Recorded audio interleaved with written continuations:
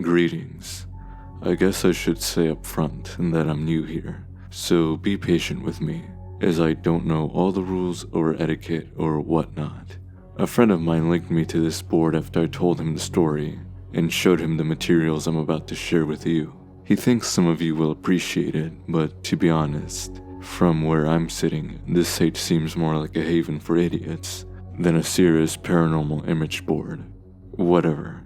I'm motivated to share this stuff and need to do so anonymously, for reasons which will become clear. Technically, I'll be breaking the law, but if I understand how this place works, this thread will disappear in a day or so anyway.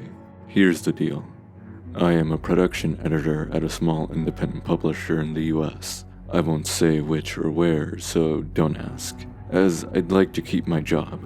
The pay isn't that great, but it's an easy gig, and I like the people I work with. A lot of what we publish are what you'd call coffee table books, the kind people flip through when they're bored, but almost nobody ever reads cover to cover. Bland pictorial histories of certain cities or states that sell well in regional gift shops.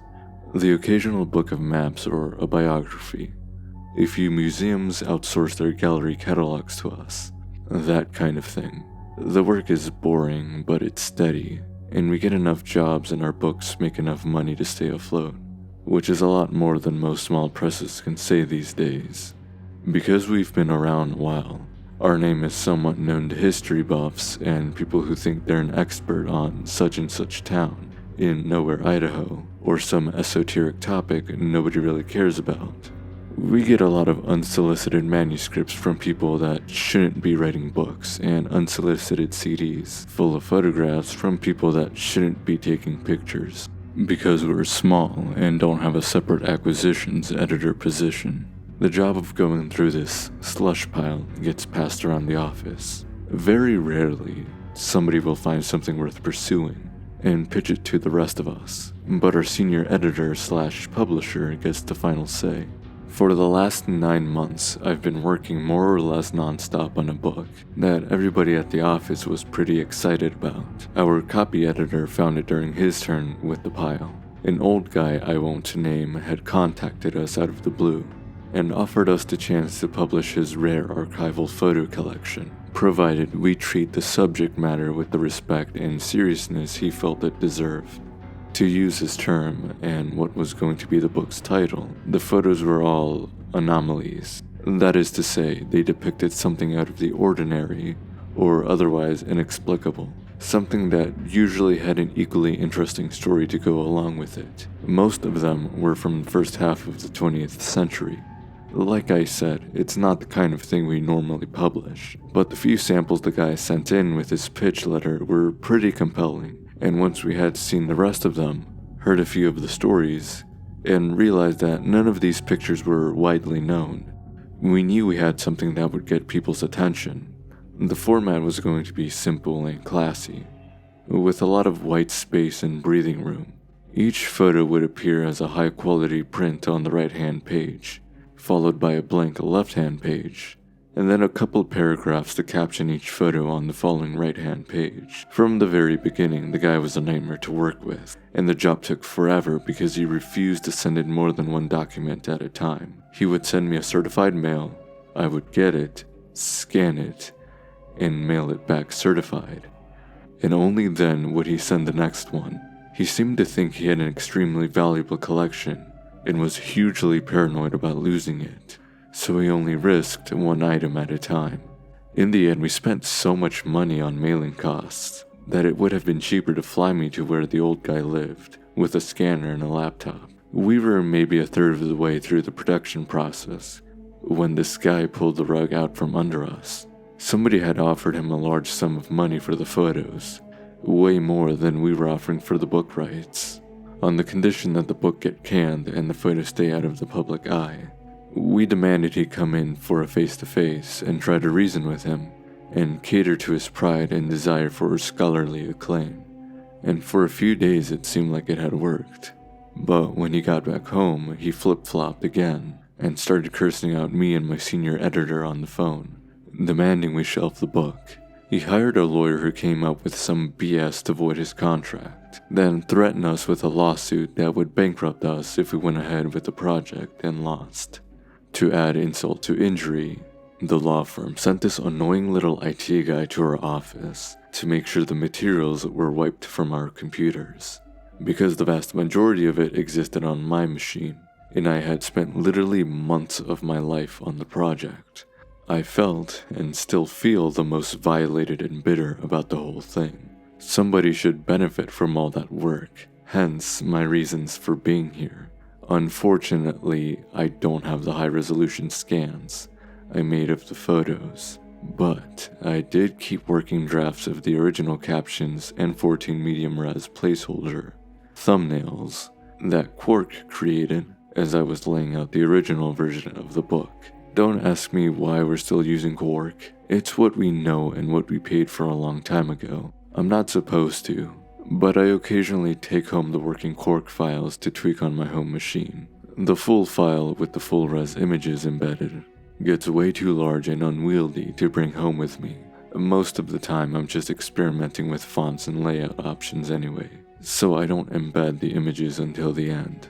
Anyway, after all this went down, I discovered that I had a working file on my home machine of what we had done so far. So I printed the PDF and then stripped the text and images from that PDF file. You folks will be the beneficiaries of that. Just to be clear, I don't claim anything with regards to the veracity and provenance of these photos. I'm not here to convince you they're real. I'm just putting them out there because I think they deserve to be seen and not hidden on some rich person's private collection. This is photo 1 of 14, the Collinwood Fire. This is the last known photo taken inside the Lakeview School in Collinwood, Ohio, before it was consumed by fire on March 4th, 1908, killing 172 students, 2 teachers, and 1 rescuer. The fire started when a ceiling joist ignited from a nearby steam pipe. Flames blocked escape routes, leading to panic and a stampede that trapped a large number of victims in a stairwell, where they were cooked alive. Additional casualties were incurred when the burning students jumped from second and third story windows. Everyone in this photo perished, except for Mr. Olson, seated at the far right in the back row. The spectral artifacts in the photo remained unexplained.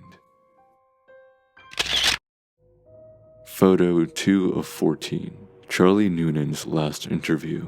Charlie Noonan was an amateur folklorist who traveled throughout the South and Southwestern United States during the early years of the 20th century, collecting tall tales and stories of the supernatural. According to his wife, Ellie, Charlie was told a story one day by an Oklahoma farmer about a strange woman who lived alone on an isolated property in the Panhandle. The farmer claimed the woman was not a woman at all, but something else. Something that hid its true nature beneath a headscarf and was never seen without a large dog by its side. Noonan was apparently intrigued enough to try searching for the woman during one of his research road trips. He was never seen again. Ellie Noonan was later contacted by a Tulsa pawnbroker who remembered reading about her husband's disappearance in the papers. After finding his name engraved on a camera sold to him by an itinerant, the pawnbroker returned the camera, and Mrs. Noonan had the film inside developed, in the hopes of finding a clue as to his whereabouts. This was the only photo on the roll. Unfortunately, neither the location of the property nor the name of the farmer who told him the story was recorded in Noonan's notes. Photo 3 of 14, The Death of John Yulstead. This prophetically torn photograph depicts a regimental color guard of the Union Army, 1 month before they marched into battle at Antietam, September 1862. The gentleman on the far right, named John Yulstead, had the right side of his face and right arm blown off by cannon fire at the start of those hostilities. It is unknown exactly when the damage to the photo occurred. Photo 4 of 14, The Axeman of New Orleans. Edouard Martel was an unsuccessful French photographer and inventor who traveled throughout the US during the first 2 decades of the 20th century. trying to drum up interest and investors for a device that added timer and automatic exposure features to Kodak's popular line of folding brownie cameras. During his travel, he took thousands of automated photos to test and refine his invention. Often he would wake up early, set up a camera in an inconspicuous spot on the streets of whatever city he happened to be in, and then walk to a nearby cafe or bar so that he could capture candid scenes of daily life to remember his travels by. The best of these photos were selected for Martel's one and only gallery show in Paris 1924. Unfortunately, Martel died penniless and unknown in 1955, and it was left to his daughter Jeanne to sort through the boxes and boxes of photos he left behind to see what should be kept and what could be discarded. During this process, she came across this photo, taken in New Orleans on the morning of October 28, 1919, a few hours before Martel boarded a steamer ship and returned to France. It turns out that Martel hated motion blurs in his photographs because he thought they would reflect badly on the speed and accuracy of his lens mechanism. This prejudice made him cast aside and overlook what was probably the most important photo he ever took. What makes this photo so special?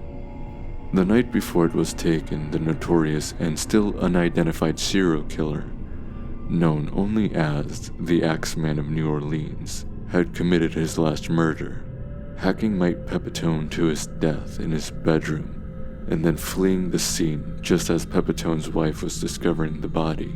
Could this be him returning to his residence? It's impossible to say, but if it is, the image appears to belie the legend, based on the shaky testimony of Pauline and Mary Bruno, and prevailing prejudice of the time, that only a black man was capable of such savagery. Photo 5 of 14. The Grand Caverns Cryptids. This photo was taken in 1895 by an amateur spelunker / photographer named Orrin Jeffries while exploring an unmapped section of Grand Caverns in southwestern Virginia. At the time it was taken, Jeffries was conducting photographic experiments, using super long exposures to see if anything at all could be captured in the total absence of light, otherwise known as cave darkness. He would situate himself on level ground, extinguish his lantern, and then open the lens of his homemade box camera for as long as he could stand in the darkness. During one of these experiments, he heard something approach from the deeper recesses of the cave. Frightened, Jeffries abandoned his experiment and set off one of the blick-slicked flashes he used for taking traditional photos underground. According to the report he later gave to a local newspaper, Jeffries saw 3 humanoid creatures staring at him from the shadows and took off running in the other direction, and didn't stop running until he was topside. Several days later, he returned with 3 other men to retrieve the box camera. This is the image that was recorded on the film inside. Photo 6 of 14. The Harlow Twins. 1938, Evergreen Park, Illinois, outside Chicago. Billy and Stevie Harlow were riding in the front seat with their mother, Tammy, when their Ford sedan collided head-on with a Chrysler. During the collision, the car spun in such a way as to impact 2 additional vehicles. Tammy Harlow survived, but the boys were ejected through the windshield and killed instantly. A crime scene photographer from the local paper took this shot, as a crew of volunteers worked frantically to free John Downing, the driver of the Chrysler. It appears that little Billy and Stevie stuck around to watch. Photo 7 of 14. The Sorensen Tragedy. The Sorensens were a Danish family who immigrated to the United States sometime between 1905 and 1906. They arrived with their eldest child, Anders, seen on the donkey, and settled on a farmstead in Missouri. 3 more children, Simone, Frick, and Mathilde, center, right, and in the wagon, respectively, soon followed. This photo, taken in 1916, captures all 4 of the children a few weeks before the tragedy. The 3 eldest kids were apparently playing fort in the hay barn, and must have fallen asleep. Their father, Nicholas, drove a wooden hay sweep into the pile and dismembered all three, in locations accurately suggested by the flaw in the photo. Mathilde, the youngest, was inside the house with her mother at the time and not hurt. According to the son of the neighbor later interviewed by the author, the donkey later died in equally hideous fashion by getting its head caught in a barbed wire fence and nearly decapitating itself in the frenzy to get free. The final detail could not be corroborated. Photo 8 of 14. The Spectre of Viola Peters. Viola Peters was a well-born spinster who lived alone in the small rural town of McKaysville, Georgia. She was much loved in her community for her charitable contributions to the Baptist church, the kitchen soup, and the local orphanage, especially during the Depression, when those institutions subsisted almost entirely on her largesse. In July 1935, Viola was brutally assaulted and murdered by a drifter named Tom Cullen, who had worked briefly at the nearby copper refinery. Cullen proceeded to stay on in Viola's house and savage her corpse for an additional 17 days before he was caught and captured. A posse of enraged locals stormed the county jail, took Cullen, and lynched him from the old bridge over the Tocoa River. The photo was taken by Garrett Killian, a witness to the lynching, and caused quite a stir when it was published a few days later in the Atlanta Constitution. To most, it suggested that Viola's spirit achieved some measure of peace by attending her killer's execution, but some twisted minds saw in her forlorn countenance a longing to get one last look at her one and only lover. Photo 9 of 14. The Ghost of Sarah Eustace. Danvers State Hospital, formerly Danvers State Lunatic Asylum, was a Kirkbride-style psychiatric hospital built in 1874 on what was then an isolated site in rural Massachusetts. Like all Kirkbridge asylums, it was famous for its Gothic architecture and its use of now outdated medical techniques to treat insanity. Danvers is often cited as the birthplace of the prefrontal lobotomy. Danvers has several other claims to fame. It was the inspiration for the fictional Arkham Sanatorium that appears in several stories by H.P. Lovecraft, and which, in turn, inspired the Arkham Asylum in the fictional Batman universe. It was also where the cult horror film Session 9 was filmed. That film put the vast network of tunnels beneath Danvers to good cinematic effect. It's no accident the filmmakers chose to use the tunnels, as rumors of their haunting had dogged Danvers for over 100 years. The most famous story concerns Sarah Eustace, a patient who escaped her ward in 1955 and snuck into the tunnel system. Despite multiple searches and a week-long lockdown of the asylum, Sarah was never seen again. It was assumed she died down there, lost, thirsty, and alone. A nurse at Danvers named Gail Malloy became obsessed with Sarah's story and spent many of her off hours searching the tunnels for her remains. Though she never found a body, she did snap this photo in late 1966, which suggests Sarah Eustace walks the Danvers tunnels to this very day. Photo 10 of 14. The Stevenson's Family Portrait. Who says ghosts don't have a sense of humor?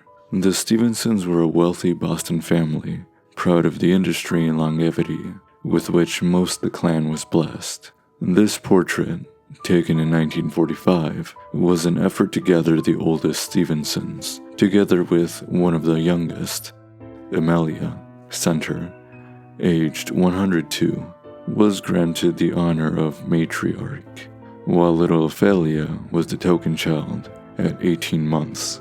What the Stevensons did not realize until this photo was developed was that they had been joined that day by one of their deceased, James Pullman Stevenson, 1835 to 1932, seated at the left between his niece Ginny and his cousin Alfred, was easily identified by several of those present, and remembered fondly as a rascally uncle, known for pranks and dirty jokes.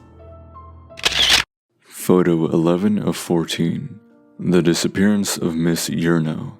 During her later years, Josephine Yurno would take a walk every evening at dusk around her beloved neighborhood in Norwich, Connecticut. On November 12, 1935, she set out as usual and never returned. Extensive searches were conducted by a large team of volunteers and the Norwich police force, but no sign of her was ever found. 3 years later, Miss Yerno was found squatting in front of a neighbor's house, without a mark on her body and in perfect health. When asked where she had been, Mrs. Yerno was unable to understand the question. From her point of view, no time had passed at all. Against the advice of her neighbors and her doctor, she refused all medical treatment and resumed her life as if nothing ever happened, including her nightly strolls. Another neighbor snapped a shot of her in the fall of 1938.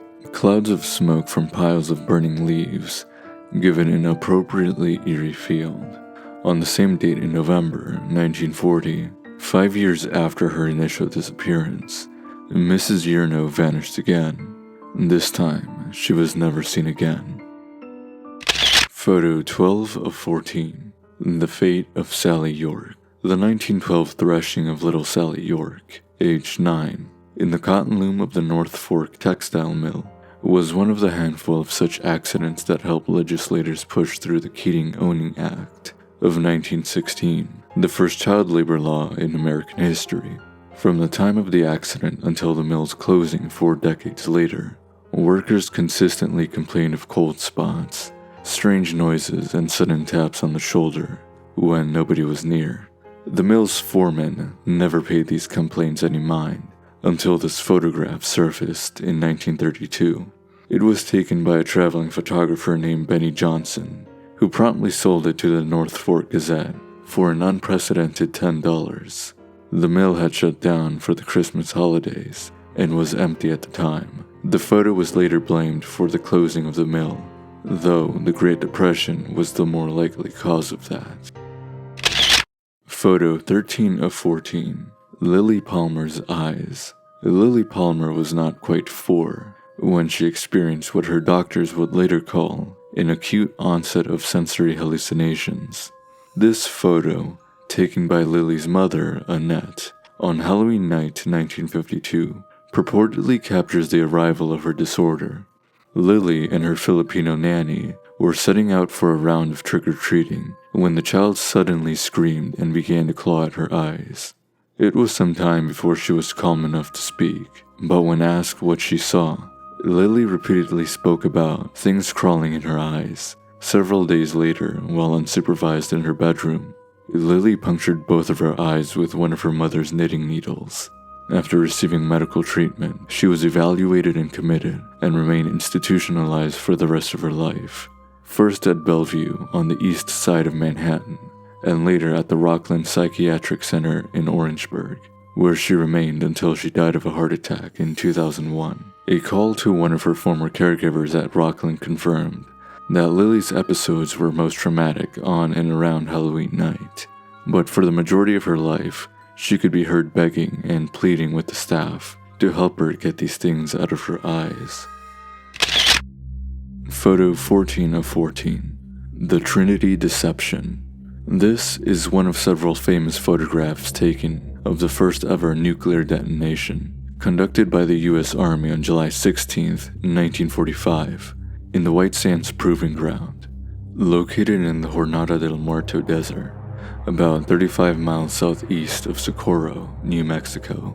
The setting of this implosion-designed plutonium device, the same method used in the Fat Man device dropped on Nagasaki, ushered in the atomic age, and the eventual arms race between the United States and Russia. Only a handful of people were aware that this photo was cropped before it was ever released to the public, and they are all now dead. One of them was the original photographer, who gave the author a copy of the original on the condition that it be kept out of the public eye until such a time that the citizens of the world could handle the ramifications of what it depicts. The author remains uncertain whether this criteria has been met, but given that he likely owns the last extant copy, he has decided his responsibility rests with the truth.